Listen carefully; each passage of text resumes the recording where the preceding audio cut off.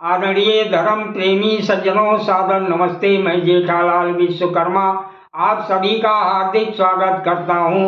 महाभारत के आदि पर्व के 27वें अध्याय की कथा को आगे बढ़ाते हुए महर्षि वैशंपायन जी कहते हैं, हे राजन जन्मेजय जी, इन सब बातों को विचार करके तथा अपने शरीर त्याग को निंदित कर्म मानकर आप अब शीघ्र ही अपने को, अपने कुल को और इन दोनों बच्चों को संकट से बचा लीजिए। महर्षि वैशंपायन जी कहते हैं, हे भारत, ब्रह्मणी के ऐसा कहने पर उसके पति ब्राह्मण देवता अत्यंत दुखी हो उसे हृदय से लगाकर उसके साथ ही धीरे धीरे आंसू बहाने लगे। दुख में डूबे हुए माता पिता के उन शोकपूर्ण वचनों को सुनकर कन्या के संपूर्ण अंगों में दुख व्याप्त हो गया। अतः वो अपने माता पिता से बोली। कन्या बोली, आप दोनों इस प्रकार अत्यंत दुख से आतुर हो अनाथ की भांति क्यों बार बार रो रहे हैं? मेरी बात भी सुनिए और उसे सुनकर जो उचित लगे वो कीजिए। एक ना एक दिन आप दोनों को धर्मता मेरा त्याग करना पड़ेगा, ये निश्चित है। जब मैं त्याग ही हूँ तब आज ही मुझे त्याग कर मुझ अकेली के द्वारा सारे कुल की रक्षा कर लीजिए। संतान की इच्छा इसीलिए की जाती है कि ये मुझे संकट से उबारेगी। अतः इस समय जो संकट उपस्थित हुआ है उसमें नौका की भांति मेरा उपयोग करके आप लोग शोक सागर से पार हो जाइए। यदि आप परलोकवासी हो गए तो मेरा ये नन्हा सा भाई थोड़े ही समय में नष्ट हो जाएगा, इसमें संदेह नहीं है। पिता, माता और भाई तीनों से परित्यक्त होकर मैं एक दुख से दूसरे महान दुख में पड़कर निश्चय ही मर जाऊंगी।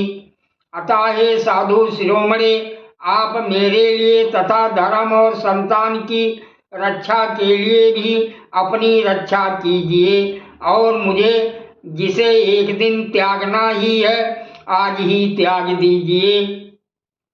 हम लोगों के लिए इससे बढ़कर महान दुख और क्या होगा कि आपके परलोकवासी हो जाने पर हम दूसरों से अन्न की भीख मांगते हुए कुत्तों की भांति इधर उधर दौड़ते फिरें।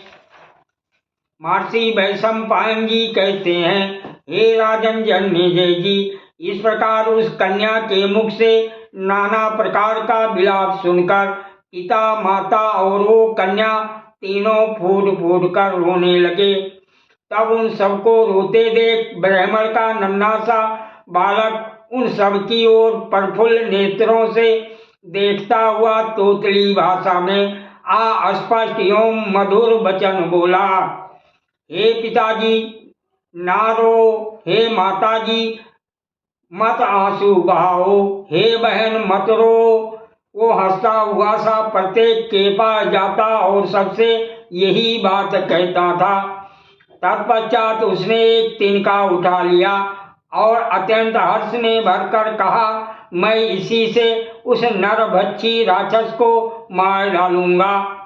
यद्यपि वह सब लोग दुख में डूबे हुए थे, तथापि उस बालक की अस्पष्ट तोतली बोली सुनकर उनके हृदय में सहसा अत्यंत प्रसन्नता की लहर दौड़ गई। यही अपने को प्रकट करने का अवसर है, ऐसा सोच कुंती देवी उन सबके निकट गईं तथा अपनी अमृतमयी वाणी से उन मृतक से मानवों को जीवन प्रदान करती हुई सी बोली। कुंती ने पूछा, हे ब्राह्मण श्रेष्ठ, आप लोगों के इस दुख का कारण क्या है? मैं ये ठीक ठीक जानना चाहती हूँ। उसे जानकर यदि मिटाया जा सकेगा तो मिटाने की चेष्टा करूँगी। ब्राह्मण ने कहा, हे तपोधने, आप जो कुछ कह रही हैं वो आप जैसे सज्जनों के अनुरूप ही है। परंतु हमारे इस दुख को कोई मनुष्य नहीं मिटा सकता। इस नगर के समीप ही बक नामक एक राक्षस रहता है। वो राक्षस अत्यंत बलवान है। वही इस जनपद और नगर का स्वामी है। वो शक्तिशाली असुरराज सदा इस जनपद की रक्षा करता है। उसके कारण हमें शत्रु राज्यों तथा हिंसक प्राणियों से कभी भय नहीं होता। उसके लिए वेतन अर्थात कर निश्चित किया गया है। एक गाड़ी साली चावल का भात, 2 भैंसे और 1 मनुष्य, जो ये सब सामान लेकर उसके पास जाता है। प्रत्येक गृहस्थ अपनी बारी आने पर उसे भोजन देता है। यद्यपि ये बारी बहुत वर्षों के बाद आती है, तथापि लोगों के लिए उसकी पूर्ति बहुत कठिन होती है। आज हमारे सारे कुल का नाश करने वाली वो बारी आई है। मुझे उस राक्षस को कर के रूप में नियत भोजन और एक पुरुष की बलि देनी पड़ेगी। मेरे पास धन नहीं है जिससे कहीं से किसी पुरुष को क्रय कर लूं। अपने सुहृदों और सगे संबंधियों को तो मैं कदापि उस राक्षस के हाथ में नहीं दे सकूंगा। उस राक्षस से छूटने का कोई उपाय मुझे दिखाई नहीं देता। अतः मैं दुस्तर दुख के महासागर में डूबा हुआ हूँ। अब इन बंधु बांधवों के साथ ही मैं उस राक्षस के पास जाऊंगा, जिससे वो नीच निशाचर एक ही साथ हम सबको खा ले। कुंती जी बोली, हे ब्राह्मण श्रेष्ठ, आपको अपने ऊपर आए हुए भय से किसी प्रकार भी विषाद नहीं करना चाहिए। इस परिस्थिति में उस राक्षस से छूटने का उपाय मेरी समझ में आ गया। आपके तो एक ही नन्हा सा पुत्र तथा एक ही तपस्विनी कन्या है। अतः इन दोनों का तथा आपकी पत्नी का भी वहां जाना मुझे अच्छा नहीं लगता। हे ब्राह्मण श्रेष्ठ, मेरे 5 पुत्र हैं। उनमें से एक आपके लिए उस पापी राक्षस की बलि सामग्री लेकर चला जाएगा। ब्राह्मण बोला, मैं अपने जीवन की रक्षा के लिए ऐसा कभी नहीं करूँगा। एक तो ब्राह्मण, दूसरे अतिथि के प्राणों का नाश मैं अपने तुच्छ स्वार्थों के लिए कराऊं, ये कदापि संभव नहीं। घर पर आए हुए तथा शरणार्थी का त्याग और अपनी रक्षा के लिए याचना करने वाले का वध, ये विद्वानों की सम्मति में अत्यंत क्रूर और निंदित कर्म है। अतः आज चाहे अपनी पत्नी के साथ स्वयं मेरा विनाश हो जाए, ये श्रेष्ठ है, किंतु ब्राह्मण वध की अनुमति मैं कदापि नहीं दे सकता। कुंती जी बोली, हे ब्राह्मण श्रेष्ठ, मेरा भी ये निश्चित विचार है कि ब्राह्मणों की रक्षा करनी चाहिए।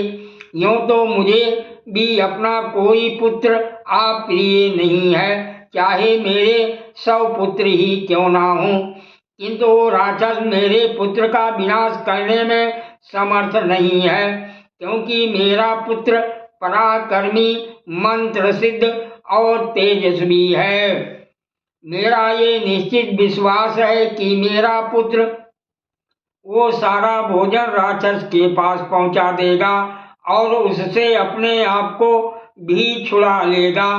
मैंने पहले भी बहुत से बलवान और विशालकाय राक्षस देखे हैं, जो मेरे वीर पुत्र से भिड़कर अपने जीवन से हाथ धो बैठे हैं।